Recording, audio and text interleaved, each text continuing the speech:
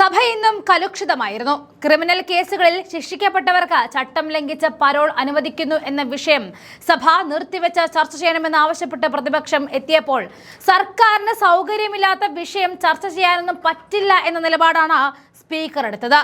20 പോലീസുകാരെ ബോംബെറിഞ്ഞ കേസിൽ ശിക്ഷിക്കപ്പെട്ട പ്രതിക്ക് ഒരു മാസം തികയുന്നതിന് മുൻപ് തന്നെ പലതവണ പരോൾ അനുവദിച്ചത് സഭയിൽ സതീശൻ ആരോപിച്ചപ്പോൾ അതിന് മറുപടിയില്ല എന്ന് പറഞ്ഞ് അടിയന്തര പ്രമേയം തള്ളുകയായിരുന്നു. പ്രതിഷേധം ശക്തമായതോടെ പ്രതിപക്ഷാംഗങ്ങൾ നടുത്തളത്തിലിറങ്ങി ബാനറുകളും പ്ലക്കാർഡുകളും ഉയർത്തി. സ്പീക്കറുടെ മുഖം മറയ്ക്കുന്ന രീതിയിൽ വലിയ ബാനറുകൾ ഉയർത്തിയത് തർക്കത്തിന് കാരണമായി. PK ബഷീർ അടക്കമുള്ള അംഗങ്ങൾ ഡയസിന് മുകളിലേക്ക് ചാടിക്കയറാൻ ശ്രമിച്ചത് സഭയിൽ വലിയ ബഹളത്തിന് വഴിവെച്ചു.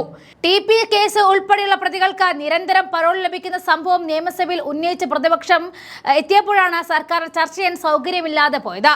TP ചന്ദ്രശേഖരൻ വധക്കേസിലെ പ്രതികൾക്ക് ലഭിച്ച പരോളിനെ കുറിച്ച് അന്വേഷിക്കേണ്ടതുണ്ടെന്ന് ഹൈക്കോടതി പറഞ്ഞിരുന്നു. ഈ കേസിലെ പ്രതികൾക്ക് മാത്രം എന്താണ് ഇത്ര പ്രത്യേകതയെന്നും കോടതി ചോദിച്ചതാണ്. കേസിലെ 12ാം പ്രതി ജ്യോതി ബാബുവിന്റെ പരോൾ അപേക്ഷയിലായിരുന്നു കോടതിയുടെ ഈ നിർണായക ചോദ്യം എത്തിയത്. ജ്യോതി ബാബുവിന്റെ ബന്ധുവിന്റെ മരണാനന്തര ചടങ്ങുകൾക്കായി 10 ദിവസത്തെ അടിയന്തര പരോൾ വേണം എന്നായിരുന്നു ആവശ്യം. മരിച്ചയാൾ അടുത്ത ബന്ധുവെന്ന ഗണത്തിൽ വരാത്തതുകൊണ്ട് പരോൾ അനുവദിക്കാനാകില്ല എന്ന് കോടതി വ്യക്തമാക്കി. ഹൈക്കോടതി വരെ ചോദിച്ച ചോദ്യം പ്രതിപക്ഷം ചോദിക്കാൻ പാടില്ല എന്ന നിലപാടായിരുന്നു സ്പീക്കർ ഇന്ന് സഭയിലെടുത്തത്. അതാണ് യുദ്ധത്തിന് കാരണമായത്. നമുക്ക് ആ സഭയിലെ കാഴ്ചകളിലേക്ക് പോകാം. കേസിൽ ശിക്ഷിക്കപ്പെട്ട പ്രതികൾക്ക് പരോൾ നൽകിയതായും പരോൾ അനുവദിക്കുന്നതിനായി പോലീസ് ഉദ്യോഗസ്ഥർ കൈക്കൂലി വാങ്ങിയതായും പറയപ്പെടുന്ന സംഭവം സംബന്ധിച്ചാണ്. ചട്ടം 50 പ്രകാരം സഭാ നടപടികൾ നിർത്തിവെച്ച് ചർച്ച ചെയ്യാൻ പര്യാപ്തമായ അടിയന്തര പ്രാധാന്യമില്ലാത്തതിനാൽ പ്രസ്തുത നോട്ടീസ് പരിഗണിക്കാൻ നിർവാഹമില്ലെന്ന് അറിയിക്കുന്നു. ആവശ്യമാണെങ്കിൽ നോട്ടീസ് നൽകിയ അംഗത്തിന് സബ്മിഷനായി വിഷയം ഉന്നയിക്കാം. ഓർഡർ. യെസ് സർ ചട്ടം ഫ്ലോർ ഓർഡർ ആക്കാൻ പറ പ്ലീസ് അദ്ദേഹം സംസാരിക്കട്ടെ.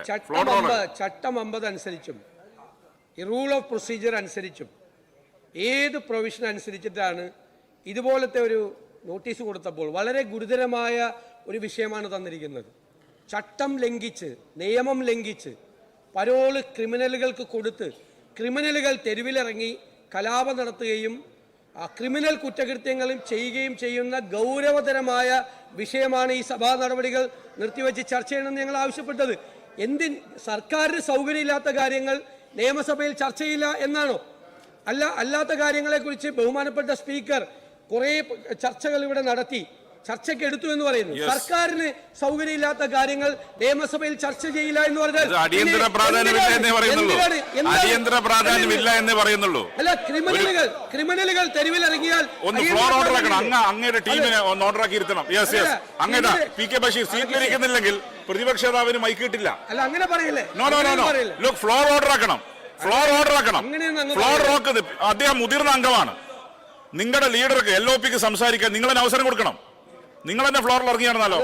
അദ്ദേഹം കൺക്ലൂഡ് ചെയ്യട്ടെ. Let him conclude. യെസ്, ഞാൻ പറയുന്നത് 20 പോലീസിനെ സ്റ്റീൽ ബോംബ് എറിഞ്ഞിട്ട് 20 വർഷം കോടതി തടവിന് ശിക്ഷിച്ച ക്രിമിനലിനെ ഒരു മാസം തികയുന്നതിന് മുമ്പ് 2-3 പ്രാവശ്യം പരോൾ കൊടുത്ത് അയാളെ തെരുവിലേക്ക് ഇറക്കിയിരിക്കുകയാണ്, സംഘർഷഭരിതമായ സ്ഥലത്ത്. അതിന് അടിയന്തര പ്രാധാന്യം ഇല്ലെങ്കിൽ പിന്നെ എന്തിനാണ് ഈ സഭ കൂടുന്നത്?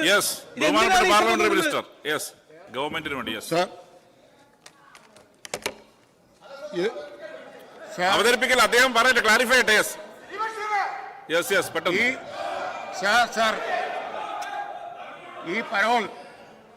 ഈ പരോൾ അനുവദിക്കുന്നത്, പരോള് തടവുകാർക്ക് അനുവദിക്കുന്നതാണ്. അത് നിയമവും ചട്ടമൊക്കെ അനുസരിച്ചാണ് അനുവദിക്കുന്നത്.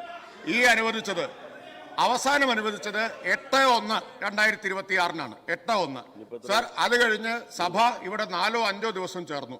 22-ാം തീയതി, ജനുവരി 22-ാം തീയതി ഇത്ര അടിയന്തര പ്രാധാന്യമുള്ളതാണെങ്കിൽ നോട്ടീസ് കൊടുക്കായിരുന്നു. നോട്ടീസ് പോലും കൊടുത്തില്ല. അന്ന് അടിയന്തര പ്രമേയത്തിന് നോട്ടീസ് പോലും ഉണ്ടായിരുന്നില്ല. ഞങ്ങൾ ഈ സഭയിൽ ചൂണ്ടിക്കാണിച്ചതാണ്. അപ്പൊ ഇപ്പോ വിഷയദാരിദ്ര്യം കൊണ്ടാണ് പ്രതിപക്ഷം ഈ നോൺ ഇഷ്യൂ ഉയർത്തിക്കൊണ്ടുവരുന്നത്. അങ്ങ് പറഞ്ഞതിനോട് ഞാൻ യോജിക്കുന്നു. അവർക്ക് ഇത് ഉന്നയിക്കണമെങ്കിൽ സബ്മിഷൻ ഉന്നയിക്കുന്നതിന് ഞങ്ങൾക്ക് വിരോധമില്ല സർ, സർക്കാരിന് വിരോധമില്ല. അപ്പോ നേരത്തെ ഈ വിഷയം ഉണ്ടായിട്ടും അങ്ങനെ ഒരു പ്രശ്നമുണ്ടെങ്കിൽ അടിയന്തര പ്രാധാന്യമുള്ളതാണെന്ന് തോന്നിയിരുന്നെങ്കിൽ 22 നോട്ടീസ് കൊടുക്കായിരുന്നല്ലോ. ഒരു നോട്ടീസ് കൊടുക്കാൻ പോലും അന്ന് തയ്യാറാവാതിരുന്ന ആളുകൾ ഇപ്പൊ ദാരിദ്ര്യം കൊണ്ടാണ് സർ വരുന്നത്. പിന്നെ ഒരു കാര്യം കൂടി ഇവർ പറയുമ്പോ എല്ലാം പറയണല്ലോ. സർ, ഉമ്മൻചാണ്ടി മുഖ്യമന്ത്രിയായിരുന്ന കാലത്ത് ചീറ്റിംഗ് കേസിൽ ശിക്ഷിക്കപ്പെട്ട Yes, please. ശിക്ഷിക്കപ്പെട്ട Yes, yes. ശിക്ഷാളവ് കൊടുത്ത് പ്ലീസ് ബഹുമാനപ്പെട്ട പ്രതിപക്ഷ നേതാവിന് അറിയാം ഈ വിഷയം ചർച്ചയ്ക്ക് നോക്കൂ പ്ലക്കാർഡുകൾ നോക്കൂ. ചർച്ചയ്ക്ക് ധൈര്യമില്ലേ? അതിനർത്ഥം നിങ്ങൾക്ക് തന്നെ അറിയാം ചർച്ച എടുക്കില്ല എന്ന്. കാരണം ചർച്ചയ്ക്ക് എടുക്കാൻ സാധിക്കാത്ത പോയിന്റ് കൊണ്ടുവന്ന് നിങ്ങൾ പ്ലക്കാർഡ് വരുത്തുകയാണ്. അപ്പൊ അതിന് വളരെ ക്ലിയർ ആണ്, പ്രീ പ്ലാൻഡ് ആണ്. യെസ്, ശ്രദ്ധ ക്ഷണിക്കൽ.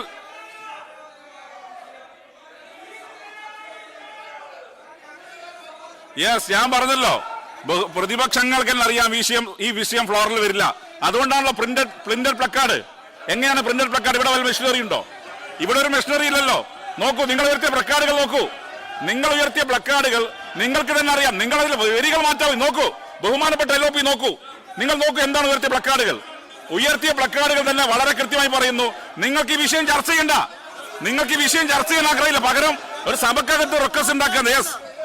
Yes, order. Shri K. Babu Nenmara, ശ്രദ്ധ ക്ഷണിക്കൽ. ബഹുമാനപ്പെട്ട തദ്ദേശ സ്വയംഭരണം എക്സൈസ് പാർലമെന്ററി കാര്യ വകുപ്പ് മന്ത്രി. സാർ, സഭയ്ക്കകത്ത് ചർച്ച ചെയ്യപ്പെടില്ല എന്ന വിഷയം